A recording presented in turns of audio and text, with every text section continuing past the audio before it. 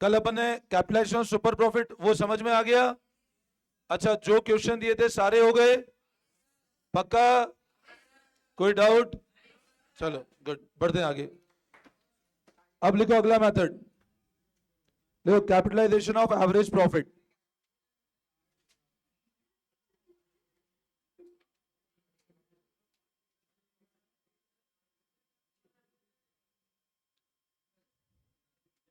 देखो capitalisation of average profit.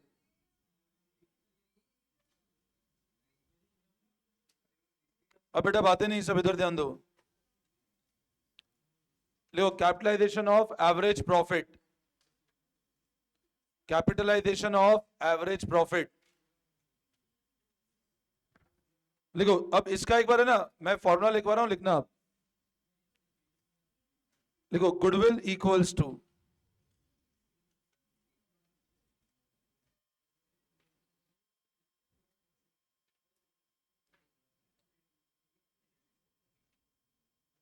Low goodwill equal to value of business minus net asset.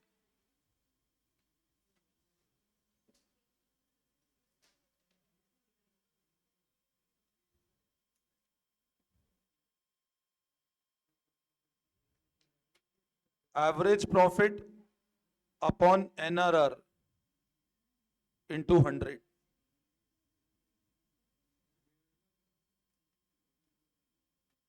और net asset means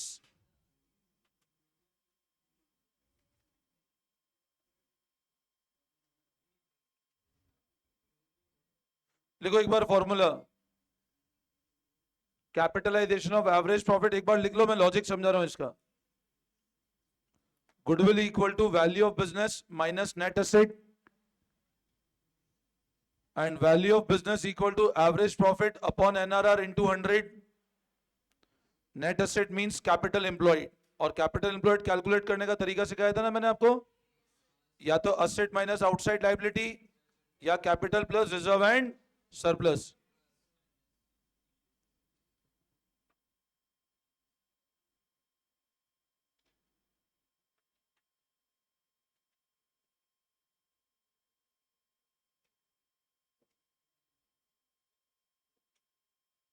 noting कर लिया? ठीक है, अब सब लोग ध्यान देंगे एक बार इधर। देखो ये जो मेथड है गुडविल कैलकुलेट करने का, इस मेथड का नाम है कैपिटलाइजेशन ऑफ एवरेज प्रॉफिट। कैपिटलाइजेशन किसका करना? मतलब हमारे प्रॉफिट, एवरेज मतलब हमारा वाला जो प्रॉफिट है वो। गुडविल का फॉर्मूला है बिजनेस का वैल्यू माइनस नेट एसेट। मैं लॉजिक भी समझा रहा हूं, ध्यान समझ लेना। Business is average profit upon NRR into 100 और माइनस नेट एसेट। अब लॉजिक क्या है समझना। मान लो मैं एवरेज प्रॉफिट कमा रहा हूं, लेट से 50,000 रुपए का। मैं एवरेज कितना प्रॉफिट कमा रहा हूं? 50,000 का। मतलब मार्केट के हिसाब से मेरे बिजनेस का साल का 50,000 का प्रॉफिट आ रहा है। प्लीज ध्यान से सुनना एक बार, अब इधर ध्यान दोगे तो समझ में आएगा। मेरा प्रॉफिट कितना आ रहा है? 50,000। और मार्केट में ऐसा बोलते हैं कि जो नॉर्मल रेट ऑफ रिटर्न है वो 10% आता है। मतलब आप जितना इन्वेस्टमेंट करते हैं ना उस पर कितना परसेंट रिटर्न कमा लेते हो? 10%। आपने जितना इन्वेस्ट किया उस पर रिटर्न कितना निकल जाता है? अब मेरे को एक बात बताओ, अगर मेरे को, मैं 50,000 रुपए कमा रहा हूं, मैं 50,000 रुपए अर्न कर रहा हूं और एनआरआर कितना है? तो बताओ 50,000। अब मैं आपसे यूं पूछता हूं, अगर 10% का रिटर्न मैं निकाल लेता हूं और 50,000 का प्रॉफिट है, तो बताओ मेरे को कितना इन्वेस्टमेंट करना पड़ेगा कि 50,000 कमा लूं मैं? मेरा क्वेश्चन फिर समझना। अगर मैं 50,000 रुपए का प्रॉफिट कमा रहा हूं और मार्केट में ऐसा बोलते हैं कि जनरल रिटर्न कितना निकलता है इन्वेस्टमेंट पे, तो मैं कितना इन्वेस्टमेंट करूं कि 50,000 कमा लूं? 5 लाख। आप बोलोगे सर आपको इन्वेस्टमेंट कितना करना पड़ेगा? मैं बोल रहा हूं मैं 50,000 कमाना चाहता हूं और 10% रिटर्न जनरेट होता है, तो अगर मैं 5 लाख रुपए लगाऊंगा तभी तो 50,000 कमाऊंगा। अब मान लो मैं 50,000 तो कमा रहा हूं, बट मैंने 5 लाख रुपए नहीं लगा रखे, मैंने 2 लाख रुपए लगा रखे। अब आप समझो, मैं किसी को बोलता हूं कि यार मैं तो 50,000 कमा रहा हूं, बोलता है 50,000 कमाने तो 5 लाख लगाना पड़ेगा। नहीं, मैंने कहा नहीं, मैं 50,000 कमा रहा हूं बट इन्वेस्टमेंट कितना किया मैंने, सिर्फ 2 लाख का। तो इसका मतलब क्या है, जनरली अगर किसी को 50,000 कमाना है तो कितना इन्वेस्ट करना पड़ेगा, और मैं 50,000 कमा रहा हूं कितना इन्वेस्ट करके, सिर्फ मतलब बताओ, मैं 3 लाख मेरे गुडविल के कमा रहा हूं, मतलब 3 लाख। 50,000 कमाने के लिए इन्वेस्टमेंट कितना करना है बच्चों, 5 लाख का। बट मैं 5 लाख के इन्वेस्टमेंट नहीं करा मैंने, मैं कमा तो 50,000 रहा हूं बट इन्वेस्टमेंट कितना किया मैंने, सिर्फ मतलब मेरी गुडविल है। तो अब लॉजिक समझो फॉर्मूले का, मेरे बिजनेस का जो कमाई है उस हिसाब से वैल्यू कितना होना चाहिए, जो मेरी अर्निंग है उस हिसाब से मेरे बिजनेस का वैल्यू कितना है, मतलब 5 लाख के एसेट होने चाहिए मेरे पास। बट मैंने वो काम कितने में कर दिया, सिर्फ। तो ये फॉर्मूला हुआ, लॉजिक समझ में आया फॉर्मूले का, कि कमाई जो कर रहे हैं उस हिसाब से तो वैल्यू 5 लाख होना चाहिए, जो अर्निंग कर रहे हैं उस हिसाब से 5 लाख रुपए का इन्वेस्टमेंट होना चाहिए। बट एक्चुअल में 5 लाख का इन्वेस्टमेंट किया ही नहीं मैंने इन्वेस्टमेंट सिर्फ कितने का किया, मतलब 3 लाख रुपए किसके कमा रहा हूं मैं। ये होता है लॉजिक इस फॉर्मूले का। तो अब देखो, वैल्यू ऑफ बिजनेस निकालने का formula, average profit upon NRR into 100, मतलब मेरे बिजनेस का वैल्यू कितना है। और नेट एसेट मतलब वही कैपिटल एम्प्लॉयड, कल बताया था ना कैपिटल एम्प्लॉयड निकालने का तरीका, वही नेट एसेट का मतलब है। बोलो, आई बात समझ में, क्लियर है? ठीक है, आ जाओ एक बार बुक पे हम क्वेश्चंस देखते हैं। Come to page number 2.38, question number 26।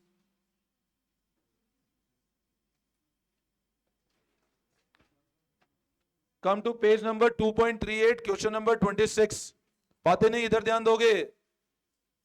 Page number 2.38, question number 26, पढ़े एक बार। A firm earned average profit of 3 lakh during the last few year। अब कितना एवरेज प्रॉफिट है, 3 लाख का। एनआरआर 15%,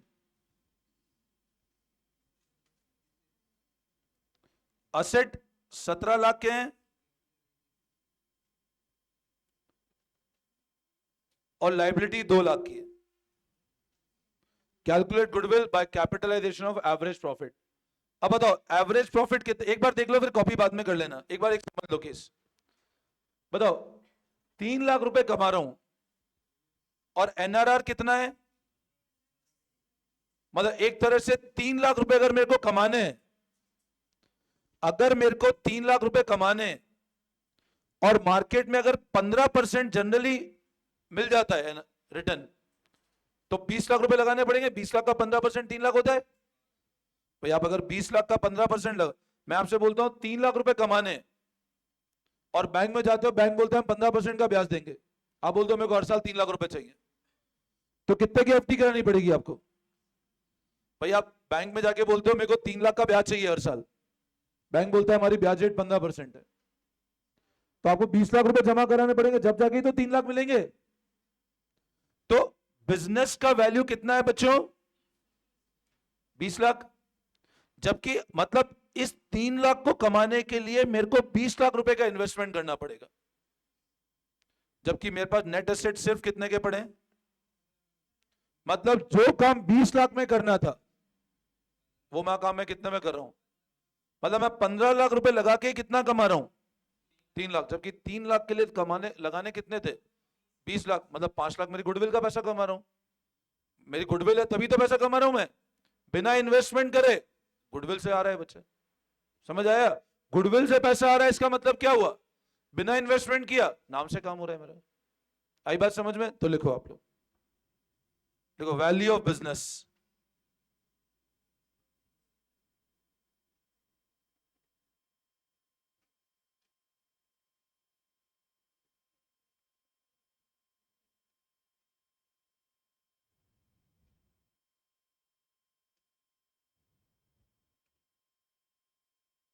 तो ये आता है 20 लाख।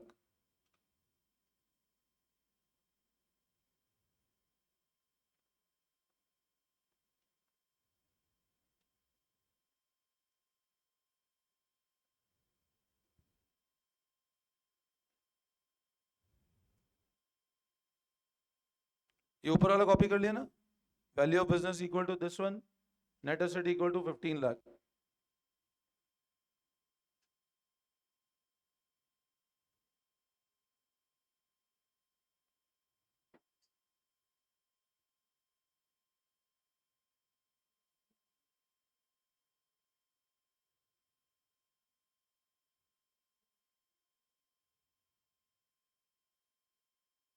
तो your answer is 5 lakh rupees. बोलो समझ में आया?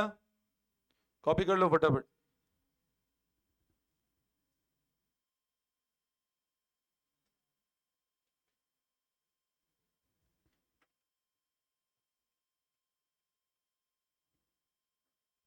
Any doubt?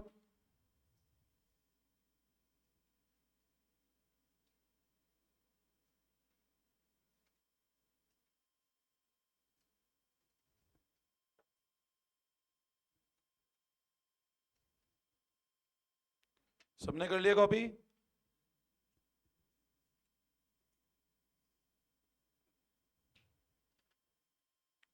Come to next question number 27। ये हो गया सबसे?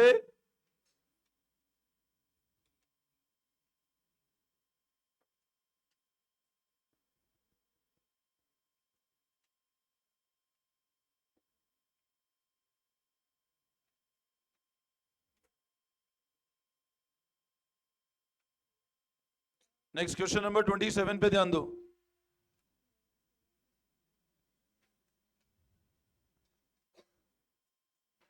Page number 2.39। A and B were partners in a firm with capital of 3 lakh and 2 lakh। ए और बी दो पार्टनर्स है, कैपिटल है 3 लाख और 2 लाख। तो बोलो टोटल कैपिटल कितने का हो गया? तो लिखो टोटल कैपिटल।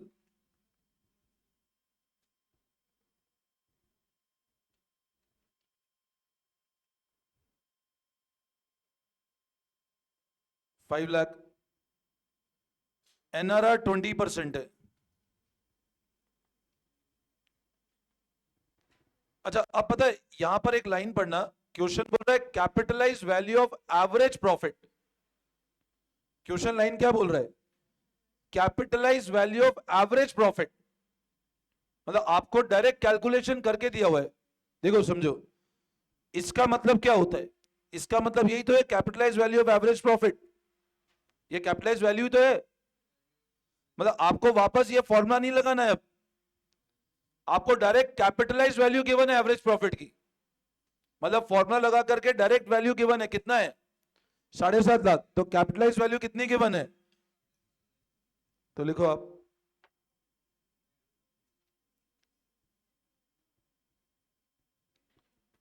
अब बताओ 7.5 लाख कैपिटलाइज वैल्यू है और कैपिटल 5 लाख है, तो what is the value of goodwill? तो 7.5 लाख माइनस, तो 2.5 लाख रुपए की गुडविल है। बोलो समझ में आया?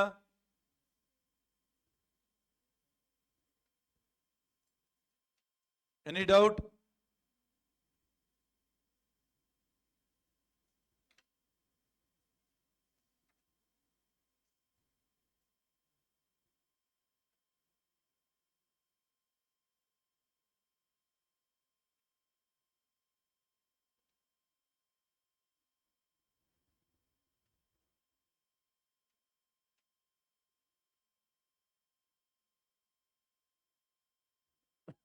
हो गया? Come to question number 29, page number 2.39। Come to question number 29, page number 2.39. From the following particular, calculate value of goodwill of firm by capitalization of average profit method. Profit of the last 5 years were 54,000, 42, 39, 67, 59. Capitalization rate 20%, net asset 2 lakh. ठीक है, तो अब सबसे पहले average profit निकाल लें। तो लिखो आप एवरेज प्रॉफिट।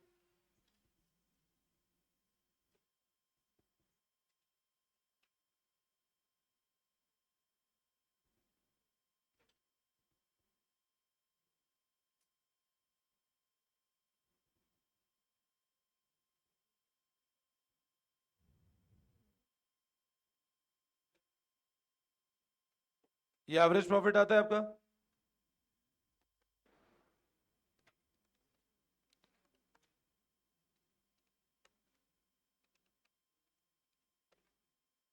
$2,61,000 आता है टोटल।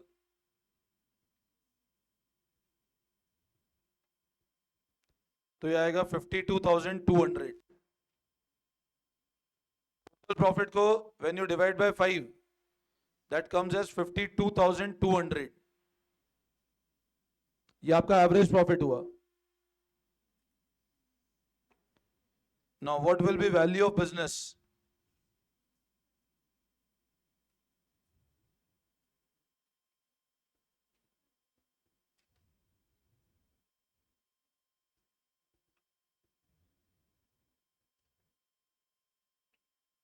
मतलब वापस एक तरह से 5 से मल्टीप्लाई 100/20 करेंगे तो 2,61,000।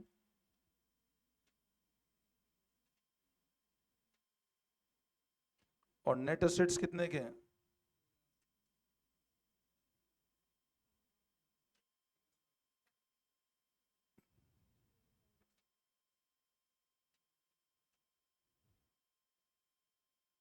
तो गुडविल आ रहा है 61,000। बोलो समझ में आया?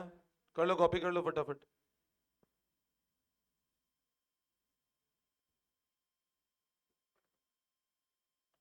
वापस समझाओ, किसी को दिक्कत?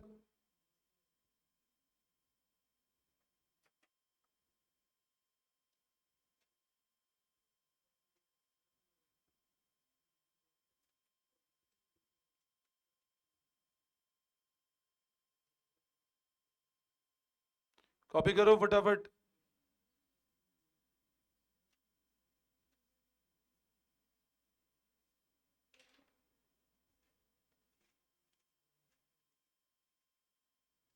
सबने कर लिया copy?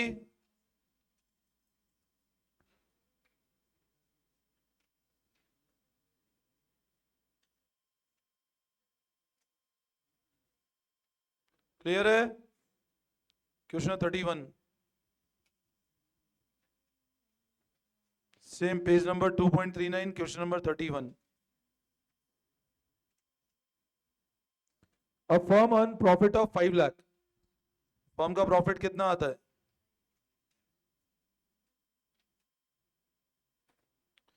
NRR 10%। The value of asset excluding goodwill and outside liability were 55 lakh and 14 lakh. तो बताओ आपके नेट असेट्स कितने के आ जाएंगे?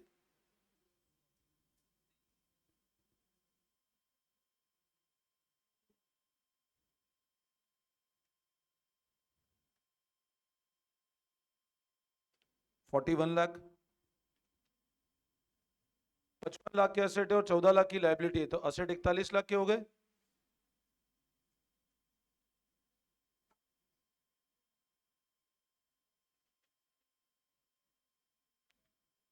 $55 लाख के असेट है और 14 लाख की लाइबिलिटी है,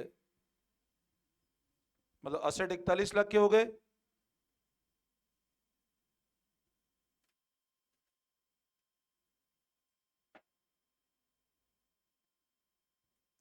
अच्छा, अब बोल रहा है calculate value of goodwill according to capitalisation super profit.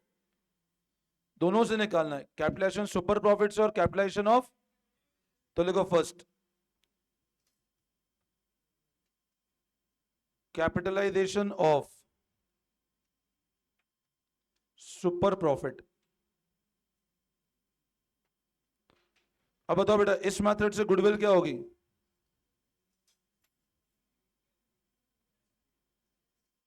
ये होगा।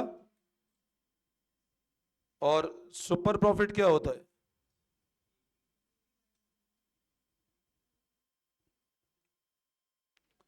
देखो, कैपिटलाइजेशन सुपर प्रॉफिट से गुडविल क्या होगी? Super profit into 100/NRR। और सुपर प्रॉफिट क्या होगा? AP minus NP. Now what will B normal profit?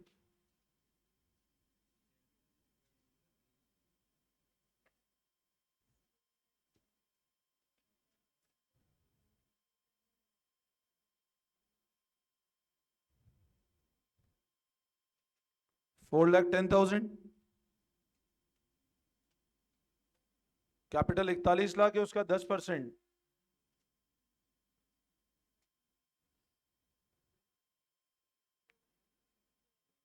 What is your average profit?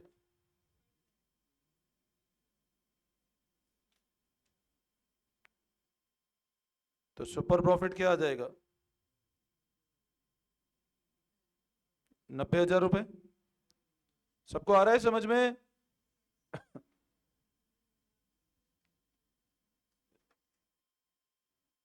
क्योंकि कैपिटलाइजेशन है एवरेज प्रॉफिट का, है ना? तो goodwill equal to super profit into 100 upon NRR.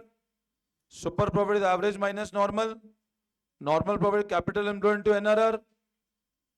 Average profit 5 lakh है, नॉर्मल 4,10,000 है, तो सुपर प्रॉफिट आया 90,000 रुपए का।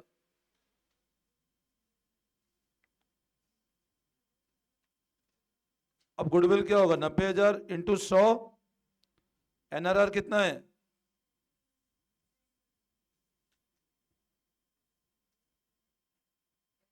तो 9 लाख रुपीस।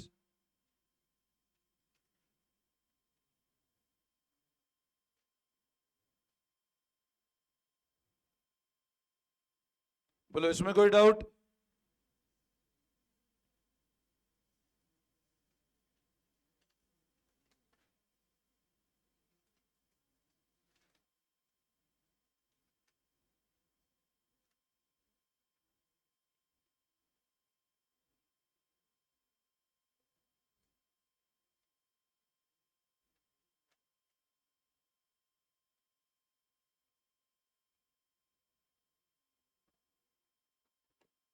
इसमें कोई कंफ्यूजन?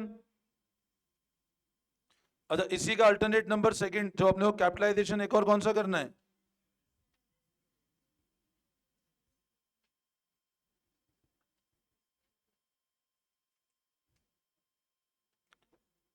जो कैपिटलाइजेशन एवरेज प्रॉफिट।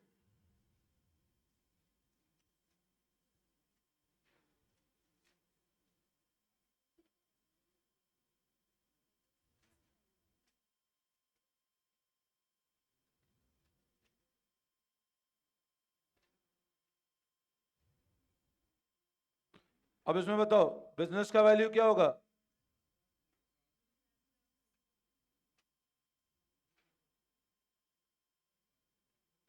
तो 5 लाख अपॉन 10 इंटू 100, 50 लाख आता है बिजनेस का value. And what is your net asset? 41 lakh है। फिर 50 लाख के आपका बिजनेस का वैल्यू, नेट एसेट 41 है, तो गुडविल कितना हो जाएगा बताओ?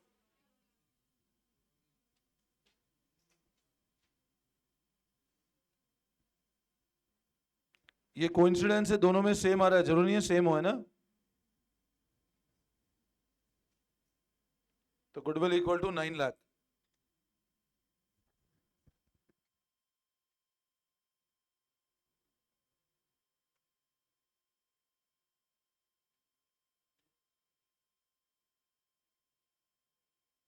बोलो समझ में आया? कॉपी कर लो फटाफट।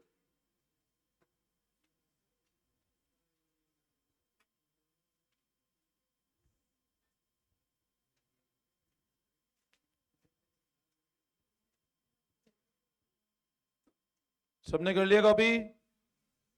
Any doubt?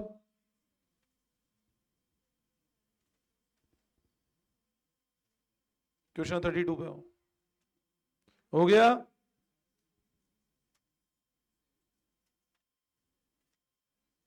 कॉपी कर लिया? क्वेश्चन 32।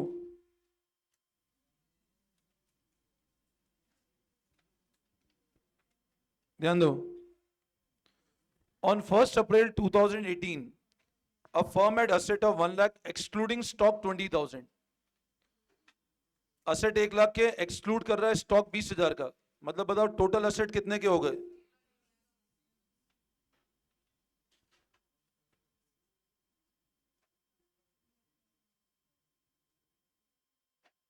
तो है 1,20,000।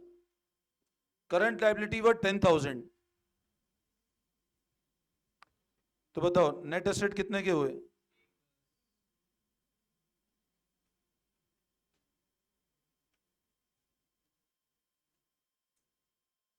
आगे पढ़ो. If the NRR is 8%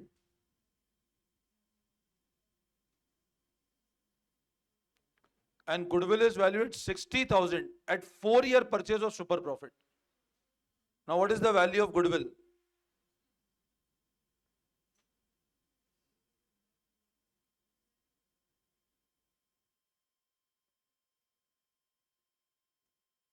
Find the actual profit of the firm. मतलब एक तरह से अपने को एवरेज प्रॉफिट निकालना है.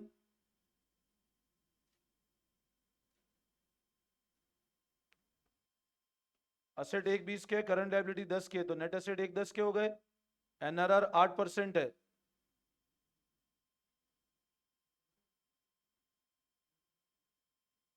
अब बताओ, 1 10 के नेट असेट है और 8% एनआरआर है, तो what is your normal profit?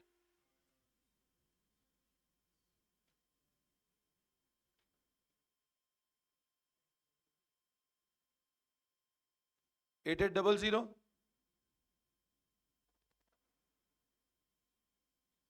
इसमें कोई डाउट?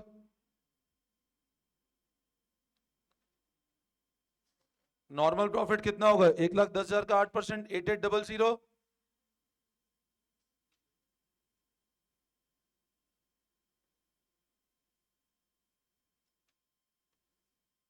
अब बताओ, हमको क्या गिवन है? गुडविल का वैल्यू गिवन है 60,000 at 4-year purchase of super profit. अब गुडविल कैसे निकला होगा?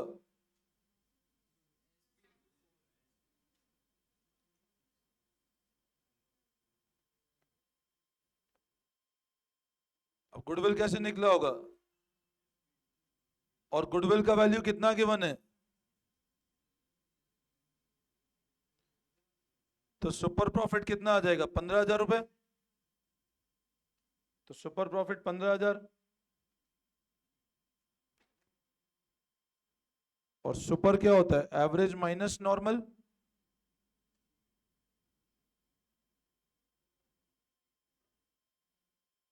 तो बताओ एवरेज प्रॉफिट कितना आ जाएगा?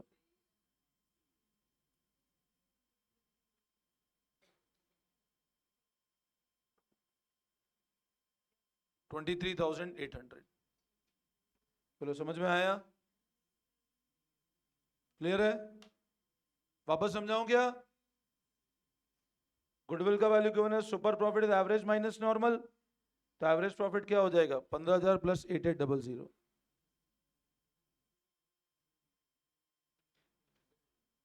Any doubt?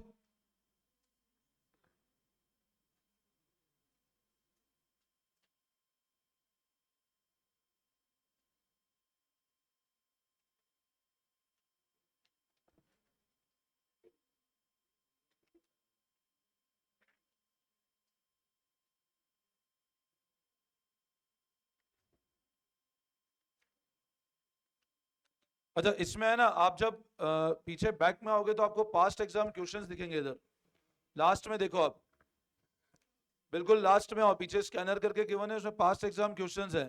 उसमें पेज नंबर PE9 पे आओ. Come to page number P.E.9. अच्छा, आप लोगों को ये पता है ना कि बोर्ड के पेपर पैटर्न में MCQ आता है, ठीक है ना? तो मैं कुछ MCQ क्वेश्चन दे रहा हूं. एक तो ये फर्स्ट से लेके फोर्थ तक कर लेना सारे. फर्स्ट से लेके फिफ्थ तक सारे कर लेना. एक तो MCQ 1 से लेके 5 तक MCQ सारे कर लेना. PE9 और PE10 पे भी है ना.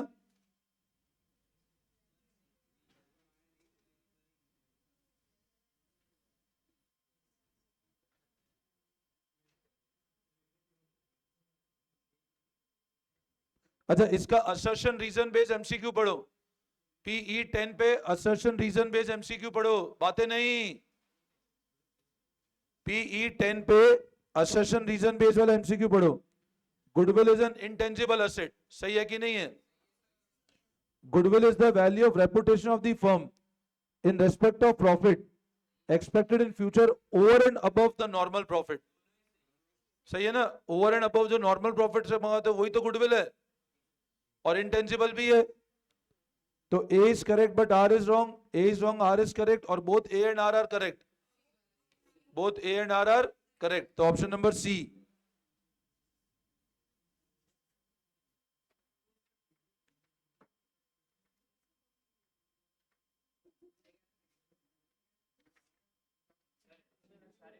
हाँ एमसीक्यू सारे करने हैं। Then page number PE 40, page number PE 40, PE 40, इस पे question number 1 first second third fourth,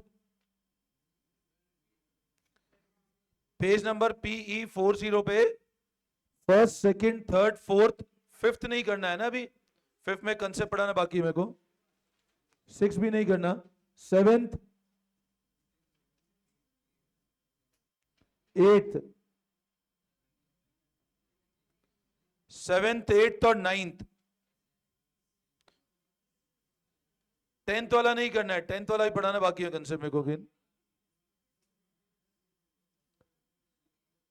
11th page number PE 44 पे 11th, और 12th भी मत करना अभी, ठीक है, 12th नहीं करना है अभी, 9th करना है, 9th हो जाएगा, 9th हो जाएगा, ठीक है, ये होमवर्क कर लेना एक बार, हाँ ठीक है, ये होमवर्क कर लेना बस। अब अपना capitalisation average profit method complete हो गया। तो मेथड की बात करें तो ओवरऑल मेथड हमने सारे डिस्कस कर लिए। अब कल हम लोगों को एक स्टॉक का एडजस्टमेंट देखना है, वो मैं कल कराता हूं आपको, ठीक है ना। चलो thank you all of you. Chapter इस फ्राइडे तक कंप्लीट हो जाएगा, बाकी है चैप्टर।